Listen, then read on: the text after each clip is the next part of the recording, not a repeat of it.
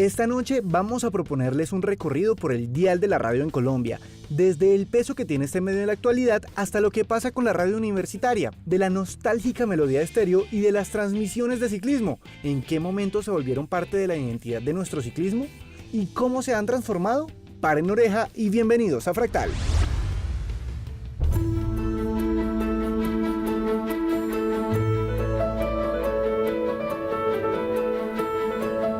Relatar cómo se gana o se pierde una carrera, o decirlo o escribirlo, es lo más fácil del mundo. El éxito está en saber el por qué se ganó o se perdió una carrera, o qué pudo haber sucedido, o tener la capacidad suficiente para analizar todos los elementos que generaron una victoria o una derrota o una buena actuación. Todo eso está en la responsabilidad del comentarista o del narrador de ciclismo en radio. Vemos el esfuerzo sobrehumano de los corredores punteros para dominar el premio de montaña en el alto de la tribuna. El fútbol, usted sabe que es emoción, ¿no? El gol, la expectativa. Y en el ciclismo lo mismo, la llegada de los ciclistas, el paso de los corredores, el premio de montaña, que usted sabe que eso es una cosa espectacular, es sensacional, le pone la carne de gallina a todo el mundo. No sé, es que los de ciclismo tienen como ese picantico, tienen como esa magia, digamos, para caerle al oyente o al televidente. Porque son los narradores los que verdaderamente le han trasladado al aficionado pues todas las vivencias de un ciclista o de un equipo de ciclistas en donde esté.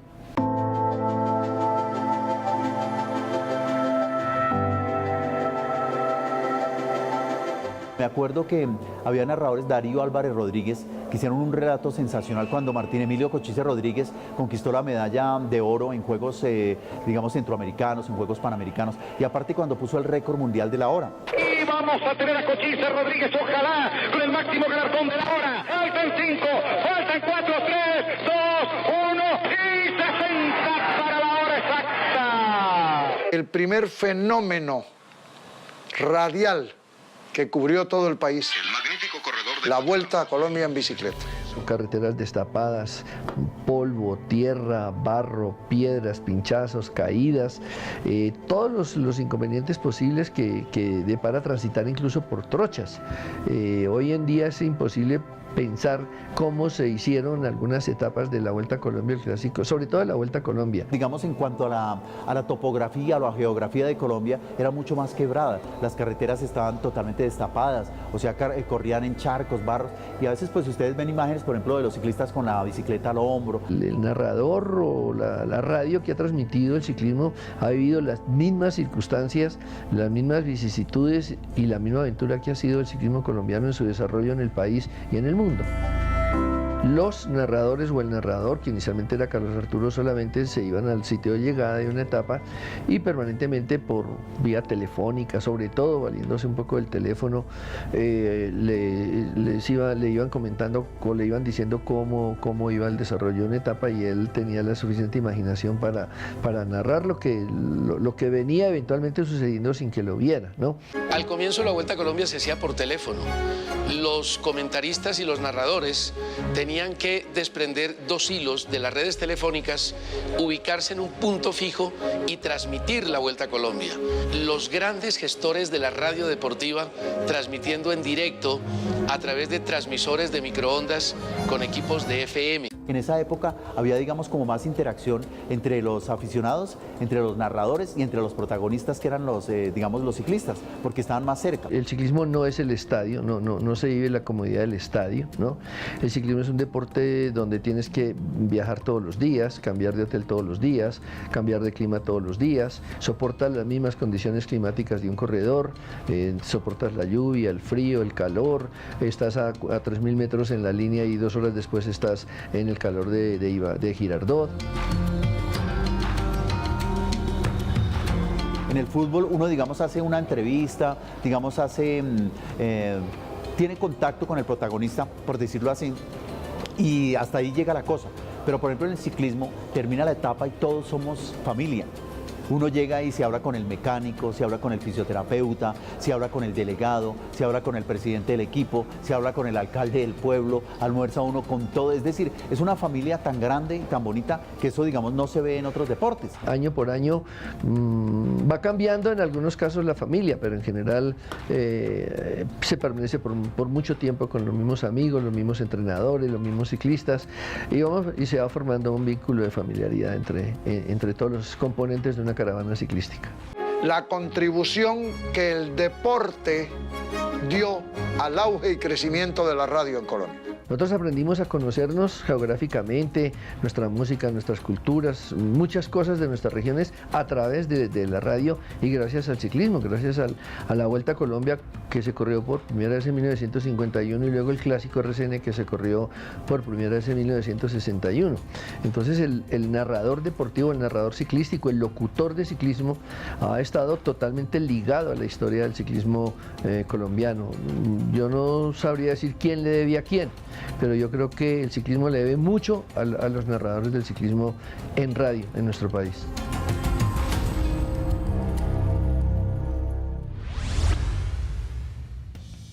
¿Qué tanto peso tiene la radio en la actualidad? ¿Qué posibilidades educativas brinda? Y en un mundo dominado por internet, ¿cómo hacer para que el público más joven le pare bolas a la radio? La radio puede ser una ventana al conocimiento, a la cultura, al conocimiento de la diversidad de expresiones artísticas y fenómenos sociales que suceden en los países.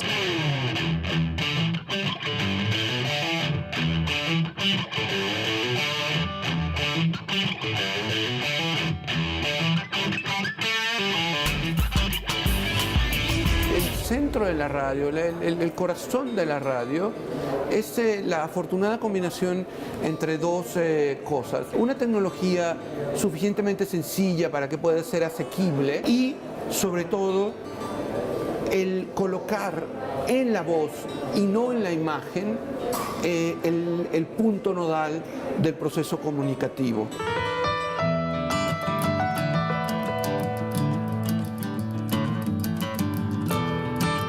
Respecto a las posibilidades educativas de la radio, yo creo que hay que dividir en dos el trayecto, antes de la televisión y después de la televisión.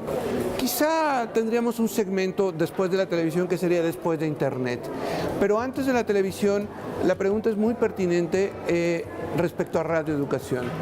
Radioeducación se funda en 1924 y depende del Ministerio de Educación. Se funda inmediatamente después de que concluye la Revolución Mexicana y se funda con la idea de ser una gran biblioteca hablada que pudiera servir para educar, que pudiera servir de apoyo a la cruzada educativa y cultural que en ese momento se emprendía para reconstruir el país. Sobre todo creo que está centrado en los contenidos, en tener los contenidos que provoquen que la gente acceda a conocimiento, que la gente tenga elementos, la audiencia, para discernir lo que tiene calidad de lo que no lo tiene, para dar elementos de apreciación de los fenómenos sociales, de la vida y de la cultura.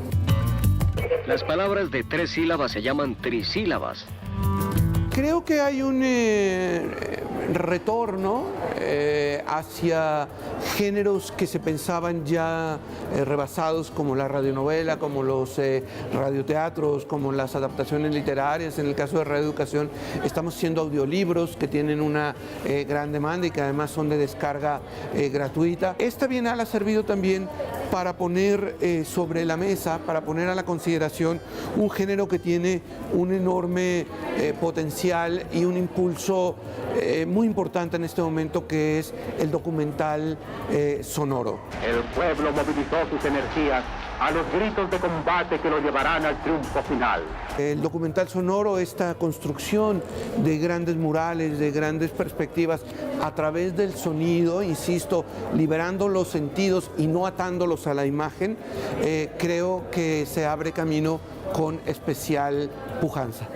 Yo creo que el potencial de la radio sigue siendo importante, ahora ya bajo unas nuevas tecnologías, ahora bajo la modalidad de los podcasts o de la radio internet o de la radio comunitaria, pero que tiene la posibilidad de ser un gran vehículo de educación y de cultura en cualquier región del mundo. La radio para mí fue muy bonita porque pude superarme para poder trabajar, darle educación a mis hijos, que es la satisfacción más grande que tengo. El primer reto es cómo repensar el quehacer radiofónico. El segundo reto tiene que ver con la tecnología, es decir, con tener capacidad tanto financiera como organizacional para poder adaptarnos a la tecnología. Somos industrias culturales creativas. Y finalmente me parece que el gran reto sigue y seguirá siendo los contenidos. Presentar contenidos de calidad y presentar contenidos de pertinencia social, en donde calidad y pertinencia social estén ligados a la creatividad. Yo creo que la radio es un medio que va a permanecer, que va a sortear todas la oferta que hay múltiple. Es un radio que se va a asimilar entre todos los medios. Muchos medios que aparecen, desaparecen, suben, bajan, pero la radio es algo que va a permanecer sin duda porque tiene un potencial de impacto social excepcional y una capacidad de llegar a todos los públicos y a todas las regiones de cualquier país. Medellín, Carlos Gardel perece en trágico accidente. El moderno edificio de cristal es la Casa de Melodía Estéreo, símbolo de la radio colombiana y de la música que por muchos años acompañó a los colombianos en oficinas y consultorios médicos. Antes de conocer qué pasó con Melodía Estéreo desde el 2012 y por qué no enamora ni a las audiencias hipster ni a los patrocinadores, les queremos mostrar una infografía sobre la pauta y las audiencias de la radio en nuestro país. Las primeras ondas de radio en Colombia se propagaron a comienzos de 1920 y algunas familias adineradas introdujeron en el año 1923 los primeros receptores y transmisores de baja potencia. En 1929, el presidente Miguel Abadía Méndez inauguró la primera radiodifusora del país, la HJN. Más tarde, la Radiodifusora Nacional. Después de 1940, la radio comercial amplió su difusión a gran parte del territorio nacional. Sin embargo, la televisión la afectó y en la década de 1980, varios programas radiales desaparecieron. Por ejemplo, las radionovelas fueron reemplazadas por las telenovelas. Pero la radio en Colombia sigue siendo muy fuerte y ha dado muestras de innovación y diversidad. Hoy hay más de 1.596 emisoras, 1.243 en FM y 353 en AM. Y llegan a más de 48 millones de personas. De las emisoras del país, 667 son comerciales, 626 comunitarias y 303 son emisoras de interés público. Durante el tercer trimestre de 2017, la radio recibió 134.458 millones de pesos por concepto de publicidad, por encima de lo que ganaron los medios impresos. Por ejemplo, su ingreso solo fue superado por la televisión y tuvo un incremento del 9% en comparación con el mismo periodo de 2016. Melodía Estéreo es la estación de las noticias verdaderas, positivas y la música más linda del mundo. Aquí Bogotá, la bella capital de Colombia. Desde el moderno edificio de cristal en la calle 45, epicentro de la radio, transmite Melodía Estéreo en 730 kilociclos. Aproximadamente en el año 70 se crea esta estación de radio con una filosofía diferente para agradar y construir país. Tenemos un nicho muy especial por nuestro estilo de música y porque diríamos que este tipo de estación de radio casi no existe. Siempre hemos logrado diferenciarnos de las demás estaciones de radio que además también son muy buenas en nuestro país. A partir de este momento, la actualidad de Colombia y el mundo en esta su estación favorita. Yo diría que mi padre, Efraín Páez Espitia, fue uno de los grandes emprendedores de la radio colombiana. No tenía conocimiento de esto. Sin embargo, su dinámica, su estilo, su criterio, su visión, lo hicieron ir poco a poco dinamizando la radio.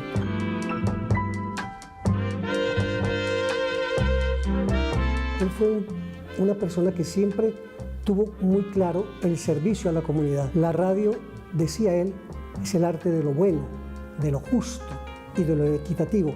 Y nosotros, con nuestras estaciones de radio, lo que pretendemos básicamente es servir de puente entre la comunidad, entre los estamentos gubernamentales, para que se escuchen los problemas de nuestros conciudadanos, además de agregar nuestra excelente programación.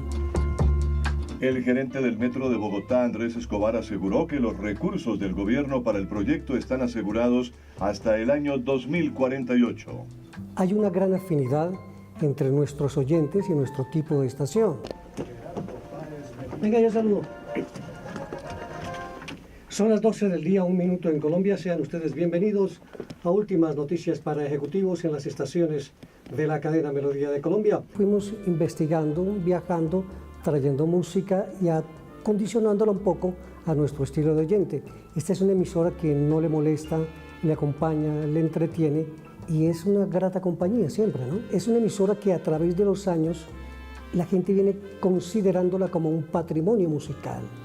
Entonces, si usted le cambia un poco a la programación, alguna dice, pero bueno, ¿qué pasa aquí? No, pero en otras edades se ha visto la aceptación. Entonces, uno no puede quedarse dormido sobre los antiguos laureles, sino hay que ir modernizando la estación.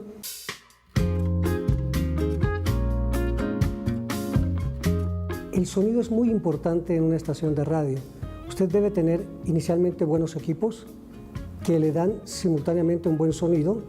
A eso le agrega usted una buena programación que se traduce en sintonía y posteriormente posiblemente en buenas ventas. Analizando un proyecto importante de Caracol Televisión, hicimos una alianza estratégica. Ellos han tomado la frecuencia 96.9 y nosotros pasamos a la frecuencia 730 de la AM, que es canal preferencial, tiene una gran potencia y un excelente sonido, los que nos permite una gran cobertura. La audiencia se ha sostenido, de hecho, en el más reciente CAR ocupamos el segundo lugar de audiencia en estaciones de AM y constantemente nos estamos reinventando. En los actuales momentos hacemos eso, estamos innovando un poco en nuestra programación, yendo un poco más con la actualidad sin perder nunca nuestra línea musical, nuestra filosofía ni el objetivo de mi padre, que fue quien la fundó. Esta es una cadena de una sociedad familiar, pero que sigue fielmente los principios de construir país, de ser una radio amable, sin groserías, sin vulgaridades, porque los oyentes merecen siempre respeto y esa es nuestra finalidad principal.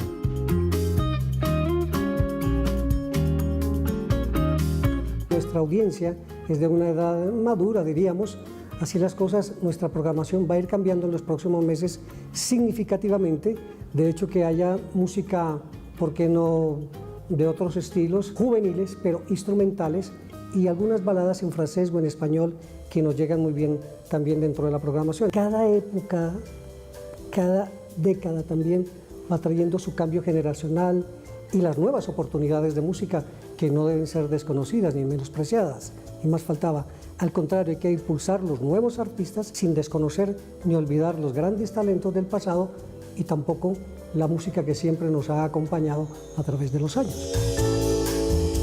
Hay que confirmar las noticias, hay que estar seguros, hay que tener la certeza de lo que uno va a emitir al aire es realidad, es verdad.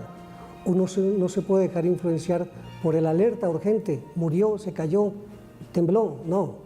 Hay que confirmar, porque uno no puede transmitirle a los oyentes un tipo de noticias que realmente no sean verdaderas. Uno no puede ganar sintonía con amarillismo. Un balance preliminar deja como resultado que la Cámara de Representantes ya ha radicado 6 proyectos y el Senado 71. Yo creo que la radio colombiana es una de las más profesionales del mundo, con una tecnología importante. Inicialmente las cadenas, cuando se crearon el Triángulo de Oro, Cali, Bogotá y Medellín, tenían que sobreponerse a las montañas, pero sin embargo así se fueron formando. Después vino el satélite, ahora el internet, la comunicación es muy buena.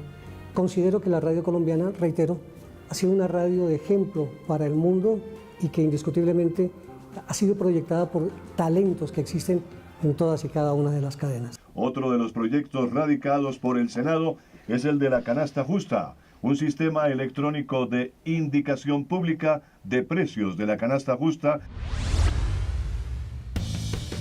Hablando de clásicos de la radio, nos le metimos al rancho los técnicos de cabina para hacerles muchas preguntas sobre su oficio y de paso conocer qué tan culpables son de la calidad de un programa.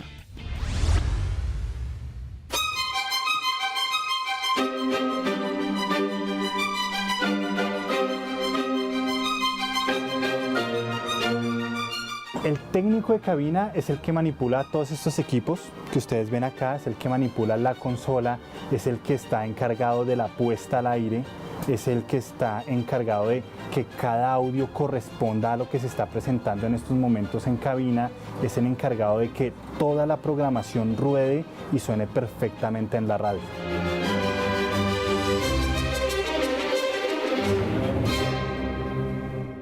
El técnico de cabina manipula todos los equipos que ven ustedes en un máster de cualquier tipo de radio. Allí se encuentran consolas, se encuentran computadores, se encuentran híbridos que son los que nos ayudan a sacar las llamadas al aire. Todo eso lo tiene que manejar el técnico de cabina. El técnico de cabina tiene absoluto control de todo lo que va en la emisión. O sea, él es el encargado de que todo vaya al aire y al mismo tiempo de lo que no va al aire. Si en algún momento hay algún corte, hay algún problema, el técnico de cabina debe reaccionar y salir automáticamente con algo más, porque no deben quedar baches al aire en ningún momento en la radio. El pregrabado y el grabado se maneja prácticamente igual. El pregrabado, pues la palabra pre es el previo de. Pero entonces el pregrabado llega, se maneja en un estudio, se graba, se edita y se emite. El grabado es prácticamente, va a lo mismo, pero en el momento de la grabación se puede hacer automáticamente directo. Entonces no maneja tanto tipo de edición y demás, sino se graba tal cual como sale y se emite. Realmente los pregrabados o los grabados, que los manejamos prácticamente igual, hacen parte de un 20-30% de la radio. La radio, la mayoría se maneja en vivo.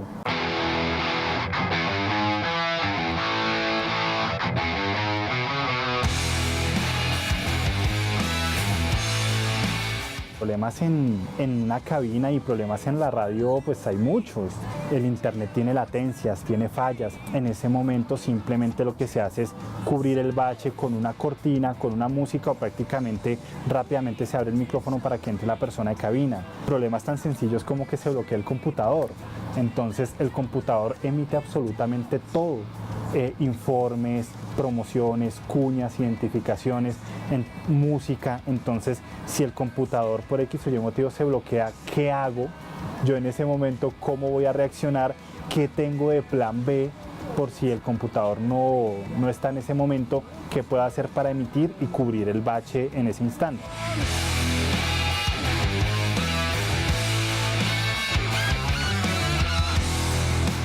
El contenido es sumamente importante, los contenidos los manejan directamente las personas que están en cabina y los que conducen los programas. El técnico de cabina recae toda la responsabilidad en algo tan sencillo pero igual sumamente importante, es que lo que ellos quieren mostrar suene bien al aire. O sea, yo quiero mostrar algo, un evento súper grande, pero si no suena bien al aire no sirve de nada. Por eso nosotros recogemos todas las voces al tiempo que hay en la radio. Nosotros tenemos que estar pendientes tanto de las órdenes que hay en cabina como de las órdenes que hay en la parte de producción, recoger todo eso, aparte de los audios que tenemos en ese momento, distribuirlos, emitirlos y que todo suene bien. Así, de esa manera el oyente le gusta lo que está en estos momentos recibiendo y se queda en la emisora.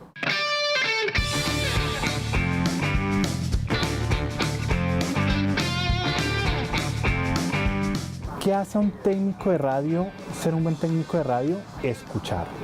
Porque uno tiene que escuchar 5 o 6 personas o más al tiempo.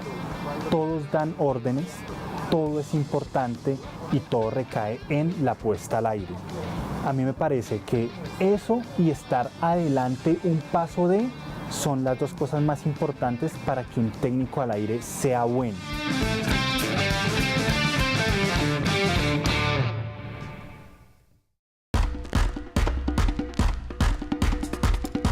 La radio universitaria ha sido una especie de contrapeso frente a las emisoras comerciales. En Fractal nos dimos a la tarea de averiguar de qué viven y por qué son necesarias en tiempos de reggaetón.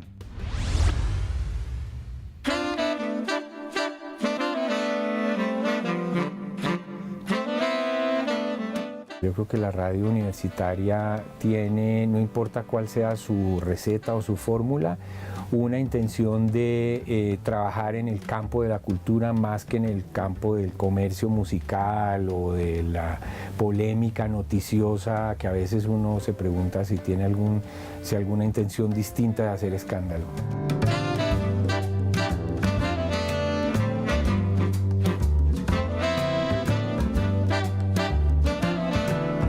La radio universitaria, si tuviéramos que simplificar la frase o la misión, que es muy diversa porque somos 80 emisoras en una red que existe, es llevar la presencia de las universidades más allá de las aulas. Son esas emisoras que se encargan de la promoción, de la difusión de la cultura y de la educación en el país, pero también tenemos que mirar esa labor desde los programas de comunicación social y periodismo, donde lo que estamos es generando audiencias, creando un concepto de hacer radio, de difusión de manifestaciones culturales y de manifestaciones juveniles a través de un medio de comunicación como es la radio. Pues la radio universitaria no tiene una receta, tiene muchas respuestas.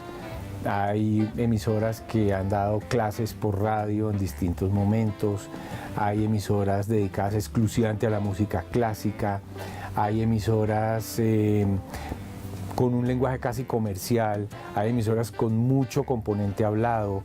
Lo que nos diferencia a nosotros de las emisoras universitarias generales es que nosotros hacemos radio juvenil universitaria, es decir, nos dedicamos a nuestro nicho, que son esos estudiantes que están en las aulas de clase, no nos olvidamos de ellos. Ellos son quienes proponen qué tipo de radio quieren y nosotros le damos el concepto académico universitario a esa propuesta juvenil.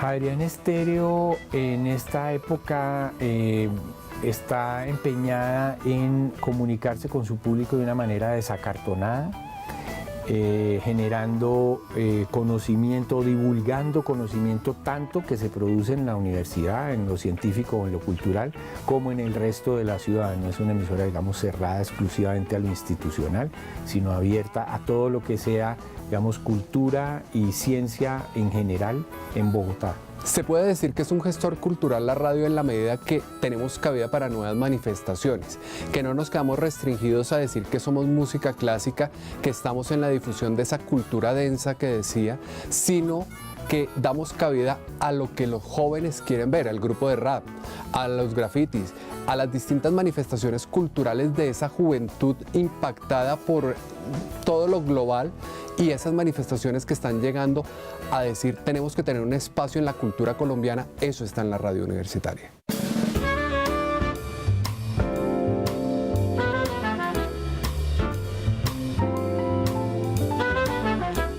La emisora es digamos, es comparable a un departamento interno de la universidad, está adscrita a la rectoría y su presupuesto anual está garantizado por la universidad. El tema de financiación es un poco complicado en el sentido de nosotros somos emisoras sin ánimo de lucro. Nosotros somos emisoras que dependemos de un presupuesto asignado por la universidad y nuestros gastos están asimismo representados en ese nivel de presupuesto que tenemos. El primer gran error que ha tenido las emisoras universitarias del país ha sido poner un lenguaje acartonado, distante, que no ha permitido captar la atención de los jóvenes. Pero cuando uno les empieza a hablar en el lenguaje de ellos, a desmitificar los temas en el lenguaje de ellos, va logrando penetrar en esa audiencia.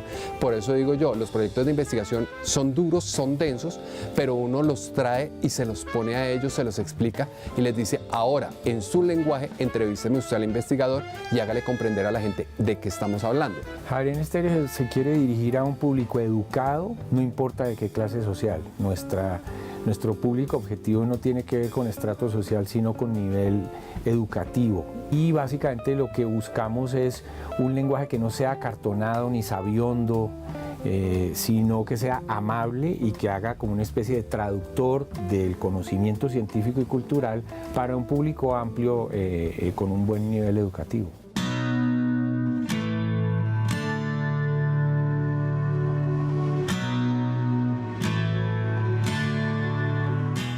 La radio universitaria es importante para el país en la medida que está, uno, dándole cabida a esas manifestaciones culturales de los jóvenes, porque está creando nuevas audiencias, pero lo más importante, está difundiendo la cultura y la educación que está investigando las universidades. No se está llevando como se llevaría en un artículo científico, con el peso y con el rigor que debe llevar ese artículo científico, pero sí se está bajando un lenguaje de los jóvenes y están siendo impactados por esos resultados de investigación y por esos procesos de investigación que finalmente van cambiando el cómo hacer las distintas herramientas de un proceso investigativo.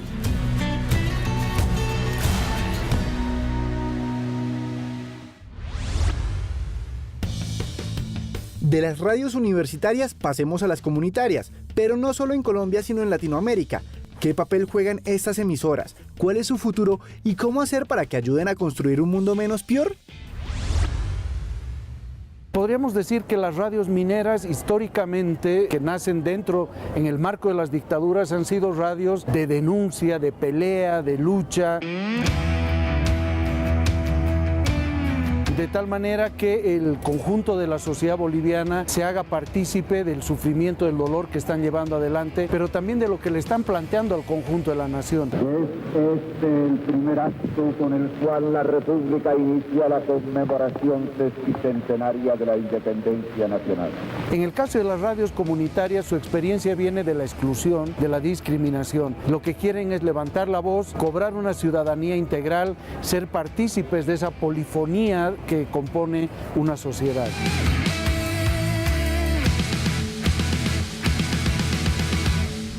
En Bolivia diferenciamos la radio minera de las radios comunitarias.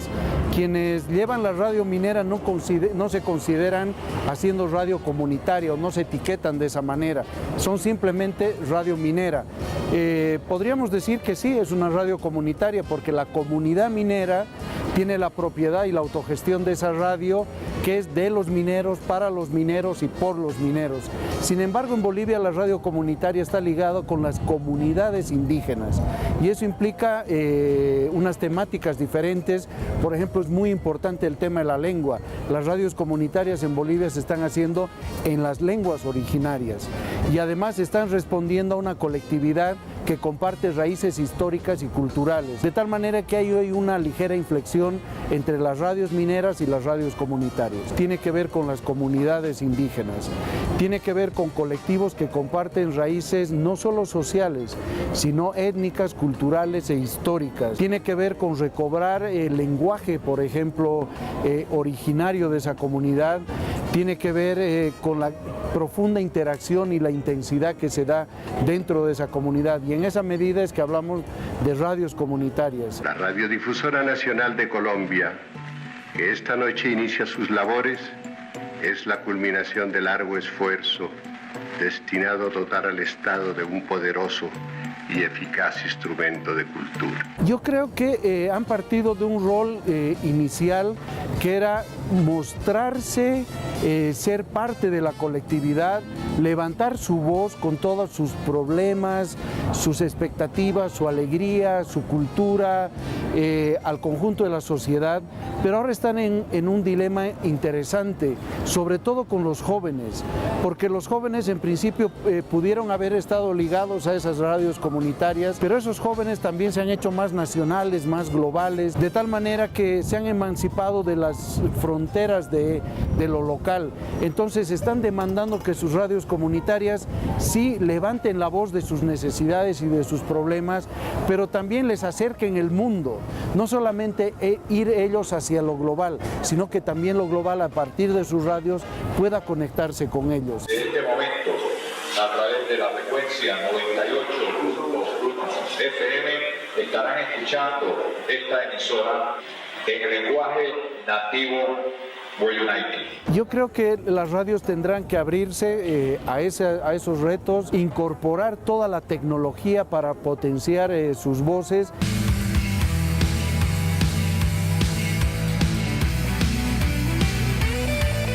En la medida en que la radio haga bien su tarea, La radio comunitaria, me refiero, de recoger esa inclusión, de que esas voces formen parte de la polifonía nacional. Yo creo que ahí el reto que van a tener es, una vez que ya estén incluidos, que sean parte de esa polifonía, empiecen a abrirse hacia nuevos retos y hacia nuevas dimensiones. Creo que es importante recoger la autenticidad de lo local y en la medida en que lo entrecrucen y lo entretejan también con lo nacional, lo global, es ahí donde encontrarán más potencia y más fuerza.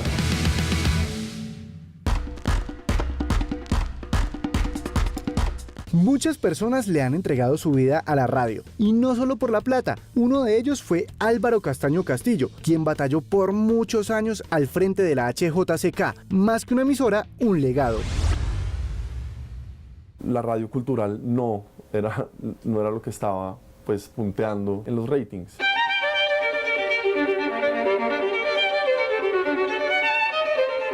Emisora HJCK, El Mundo en Bogotá, desde 1950, una emisora para la inmensa minoría.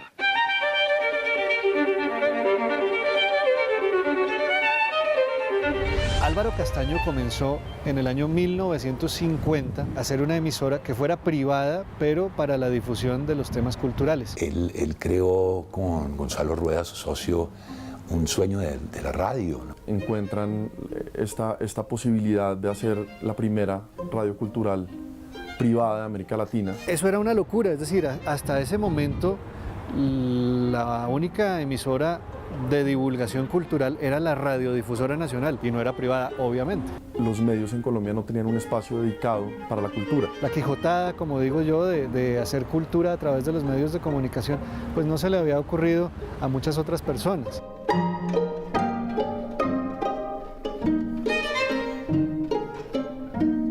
El eslogan de la emisora de la HJCK, la emisora de la inmensa minoría, inicialmente era un ingenioso juego de palabras. Él estaba parafraseando al poeta Juan Ramón Jiménez. Llaman a Álvaro Mutis y graba por primera vez su icónica voz diciendo: una emisora para la inmensa minoría. Y funcionaba en su momento. En 1950 era perfectamente válido porque te daba como un sentido como de exclusividad a sus oyentes, y eso hacía también que las agencias de publicidad pensaran, ¿no?, en pautar allí por ese sentido de lo exclusivo. Hay gente inclusive que puede creer que el eslogan es elitista o que va como a una minoría, que yo creo que nunca fue la intención. Desde el comienzo la intención no era sino decir: no a todos nos gusta la cultura, pero cada vez somos más y debemos ser más.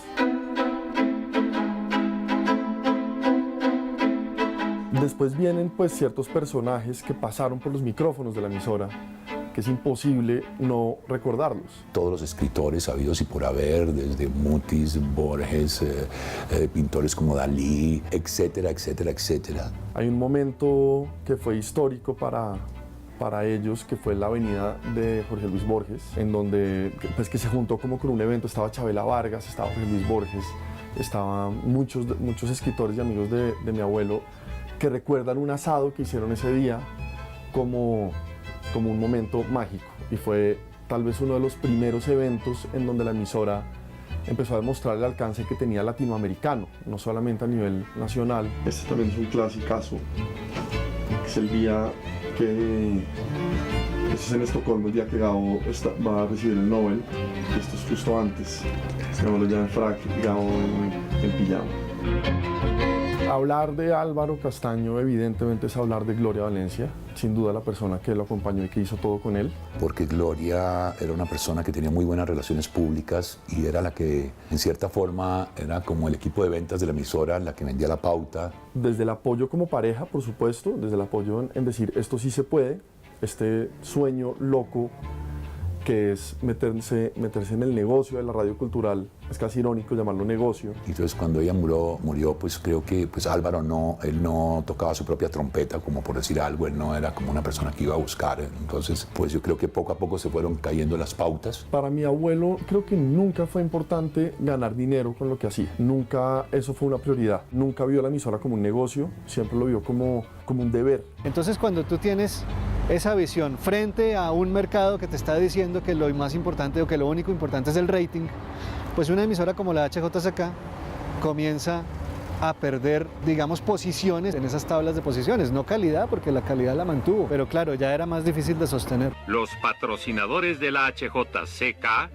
apoyan la cultura. Cerca de 50 y pico años después, yo no me acuerdo del momento donde sale del dial la emisora, y para él siguió siendo una manera de ser pionero y decir, vamos a dar el paso hacia el internet, que entendía que era hacia donde deben ir los medios de comunicación. Tristemente lo que fue pasando es que el modelo, digamos, tardó en adaptarse. Tal vez cuando reaccionó ya era un poquito tarde y no hubo el resultado comercial que ellos esperaban.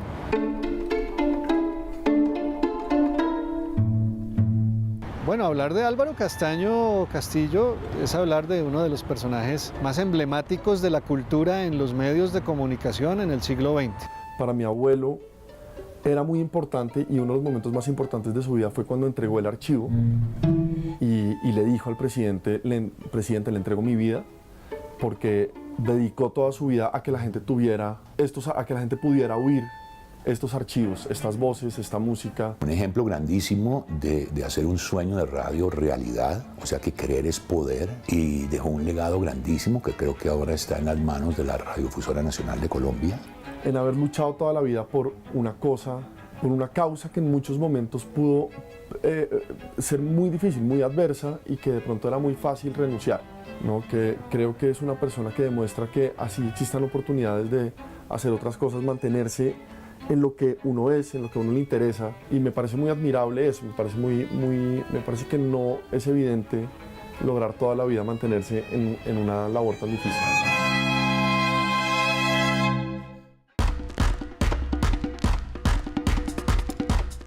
Nuestro especial de esta noche sobre hacer radio en Colombia termina con el auge tan fuerte que está teniendo el podcast. ¿Qué tipo de historias se están contando para lograr esta tendencia? ¿Y cómo se ha adaptado y potencializado este recurso?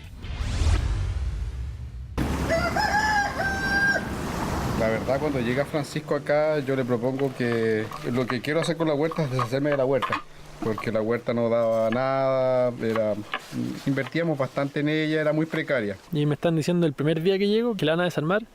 Dije, no, weón, voy a demostrar que aquí se puede, que se necesita una huerta y que va a ser abundante para todo y va a ser bueno. El documental sonoro es un género de larga data, de larga tradición, sobre todo en Europa y en Estados Unidos, de poco desarrollo, si se quiere, en América Latina. Hay realizadores y realizadoras que están por ahí sueltos o sin saber o sin nombrar como documental sonoro lo que hacen, que un poco la intención es tratar de aglutinar esa experiencia y seguir preguntándonos qué es el documental sonoro, cuáles son sus alcances. En los últimos años los podcasts en términos de contenido se han transformado gracias a lo accesible que los hacen las nuevas tecnologías. Hoy en día cualquier persona con una buena idea y un poco de equipos puede de alguna forma tener un podcast de calidad, y eso lo que nos hace es tener mucha libertad y tener grandes posibilidades de reinventar el lenguaje de la narración sonora. Yo me acuerdo que pensaba, ¿qué voy a hacer con mi vida? ¿Quién me va a contratar? Nadie. Eso es lo que yo decía. ¿Dónde voy a trabajar? En ninguna parte. Eso ha permitido un poco sacar la radio desde el locutorio, desde la cabina, a los distintos espacios sonoros. La verdad es que los podcasts han enriquecido muchísimo. En el podcast veo mucha crónica sonora, crónica periodística, que no tanto documental sonoro. Sí creo que hay ahí una suerte de fenómeno que está ayudando a que haya más escucha, más producción, más riesgo, en definitiva más audiencias, esperando tipos de contenido diferentes en donde puede caber el documental sonoro y donde de hecho cabe. Es el mapuche, el que anda así con blue jeans, con zapatos, no es mapuche. O sea, en el fondo de ahí empezamos a rescatar conscientemente nuestra identidad. Ahí aprendí que los mapuches no aplauden. Cuando es algo más espiritual, uno hace ¡yo! Nos gusta contar historias, nos gusta escuchar historias, y creo que solamente hacía falta el empujón de que una plataforma o de algunas experiencias masificaran esto del podcast para demostrar que tienen cabida, que son escuchados. El auge tiene que ver, yo creo, con diferentes elementos, principalmente con cómo los auditores hoy en día están acostumbrados a consumir contenido de forma más libre. Ya no esperamos que la radio nos diga a qué hora necesariamente tenemos que escuchar un programa, sino que en ciertos momentos que a nosotros nos acomodan, nosotros elegimos lo que queremos escuchar, igual como lo hacemos con la televisión y con Netflix, por ejemplo. Entonces, en ese sentido, los podcasts, que son de alguna forma contenido en sonido on demand o a la carta, digamos, tienen mucho que ver con cómo hoy en día estamos consumiendo contenido. Hoy está muy a la mano para cualquiera herramientas de audio, micrófonos, celulares, distintos elementos para poder hacer registro, hacer entrevistas, y eso obviamente ha permitido que se masifiquen mucho los contenidos de podcast y de radio. Un día nos cobijamos en un bar porque estaba lloviendo y me acuerdo que Jaime fue al baño y Rosy y yo estábamos fumando afuera y ella salió, Lena salió y nos vio besándonos, a ella y a mí. Y entonces gritó, ¡sois lesbianas! Así con su vocecita de niña española. Se lo voy a decir a papá. Lo que ofrece particularmente el documental sonoro, que no ofrecen otros formatos u otros géneros, es la vinculación íntima con el sonido. Es lo que ofrece la radio, pero el documental sonoro creo que lo hace reflexionando sobre esa capacidad para explotarlo al máximo, ¿no? Es un formato, nos da libertades creativas importantes, entonces es un formato que le presenta al auditor otras formas de narrar, otras formas de escuchar historias, otras formas de conocer personajes o de conocer proyectos. Cuando empezó a sentir las contracciones, Patti estaba haciendo volteretas en una piscina. Le hicieron una cesárea y le sacaron a un niño enorme, que a los 2 años era del mismo porte que ella. Su segunda hija también es de estatura promedio. Yo no puedo creer que esos sean mis hijos. El contrasigo con la paloma, yo los miro así. Son los 2 gigantes. ¿Y cuando viste que eran de talla normal? Sí, fue una alegría. Muchas veces son historias anónimas. Aquellas personas que habitan nuestros países que han tenido siempre voz, pero lo que no han tenido es acceso a micrófono. Nosotros en Las Raras contamos historias de no ficción, que nosotros llamamos historias de libertad, historias que desafían las normas, que rompen con las convenciones sociales. Y lo hacemos haciendo entrevistas, escribiendo un guión, contando esas historias en ese guión y utilizando un diseño de sonido bien acabado, basado en la utilización de paisajes sonoros, de música original, así que es un lenguaje bien interesante y bien complejo. Mi mayor secreto es que mi padre abusaba sexualmente. I had active sex with a she-male. A veces me avergüenzo de mis padres y me molesta terriblemente reconocerme en ellos. Me masturbo pensando en los maestros que arreglan mi casa. Je ne suis pas la personne que je voudrais être. Je mens à moi-même et surtout aux autres. Mi mamá todavía no sabe que cuando estoy solo en casa sonho desde pequena com sexo submiso. Toda su ropa. Ese é o meu maior segredo. Me hice un aborto. Eran 2 bebés varones y tenían 4 meses. Hay mucho en esa radio comprometida socialmente y políticamente de utilizar el documental sonoro como una forma estética alternativa de contar problemáticas y temáticas sociales, políticas, culturales. Uno de los principales retos, si no el principal, es hacer sostenible un proyecto de podcast. El desafío es demostrar que un documental puede ser entretenido, que uno puede apreciar la belleza y la estética de un sonido y de una producción, de una obra artística, periodística, que pueda encantar a una audiencia. Por otro lado, el fenómeno del podcast más ampliamente creo que está en arriesgarse un poco más, no caer en géneros remanidos, en volver a la crónica hablada, en tratar de generar podcast de radioarte, podcast de documental sonoro. Hay experiencias, hay quienes muestran ese camino. Hasta el momento, María Luisa ha liberado un poco más de 1000 secretos en 11 idiomas. En lo audiovisual está puesto en la imagen, pero en lo sonoro nosotros tenemos que tratar de apelar al auditor a lograr una inmersión en esos espacios.